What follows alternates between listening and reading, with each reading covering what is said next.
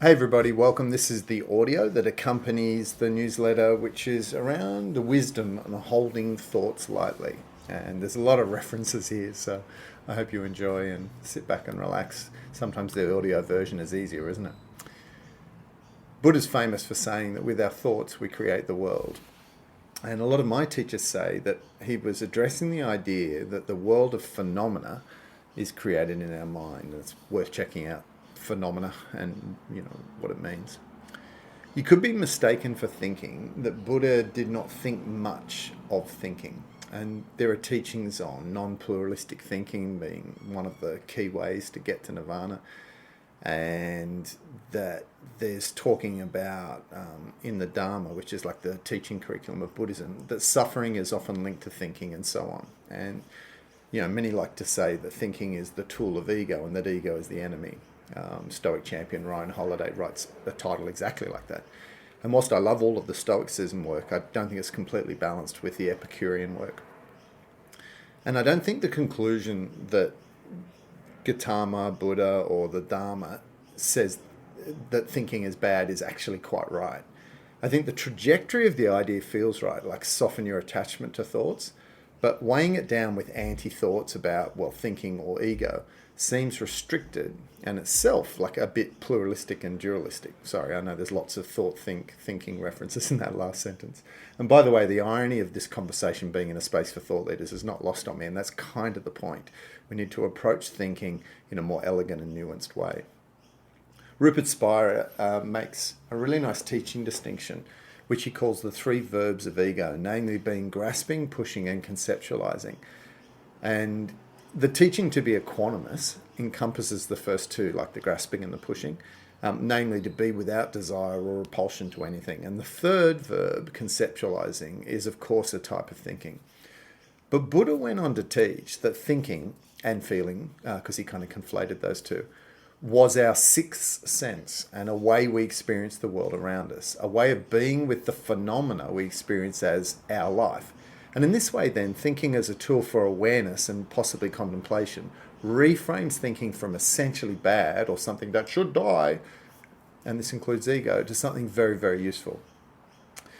And many of the wisdom tradition teachers will remark that the ego, as identified, sort of defined as our self-identity, like with a little s, Jung sort of make that distinction, is the source of our thinking, and that it needs to be dealt with great severity. And now here's where we get some different opinions, because some say it has to die, some say it needs to be tamed. One book actually likens your ego to a dog that misbehaves. I really like yogi and spiritual teacher Michael Singer. He wrote a book called The Surrender Experiment and another one called The Untethered Soul. And he takes a more gentle approach, and I really like this. He likens the typical thinking process that most people have, which is like that monkey mind or that hard to control noise in your head, as just a dysfunctional part of us that needs to be brought into harmony and balance. And Singer poses an analogy that I like, and I sort of want to just paraphrase it a bit. He writes that, like, imagine if you woke up and your arm was flapping around without any voluntary control. You'd like do something about it. And yet for many, this is exactly how thinking happens. It's accidental, it's impolite, and it lacks any intentionality. And Singer's flappy mind, which I really like, is an idea that sort of seems to stick with me. It makes me laugh when I'm meditating and my mind wanders, or I wake up and my to-do list starts in my head like a Husqvarna canine chainsaw in an old growth forest. So I want to propose that as great thinkers, that we sit quietly at some point today and we ask ourselves some questions. And the first question that is a deeply contemplative one is, am I my thoughts? And if not, for who is this thought happening? And who is watching the thought? Now, those three questions should mess with you a little bit. So then jump onto the work of Byron Katie and learn her process for examining our thoughts and questioning them. It's a little more mechanistic, particularly for dealing with untrue thoughts. And you can find out about Byron Katie at thework.org. I sort of want to conclude this newsletter sort of suggesting with lots of love on the journey, but I've also decided to include a reflection on today's newsletter by Eckhart Tolle, because I think it speaks to sort of rounding out what I'm talking about today. He talks in The Power of Now about if in the exact passing moment of each instant and this is Eckhart Tolle, there's a complete willingness to totally surrender to it.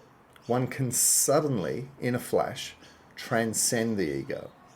And the way opens for realization wherein the light of God as self reveals the source of all existence and reality. If the ego has neither past, present, nor future to focus on, it falls silent and is replaced by the silence of the presence, and thus the way to sudden enlightenment is available at all times. It occurs naturally when the fascination with the story of the me, of the past, present, or future is relinquished. The illusion of now is replaced by the reality of always.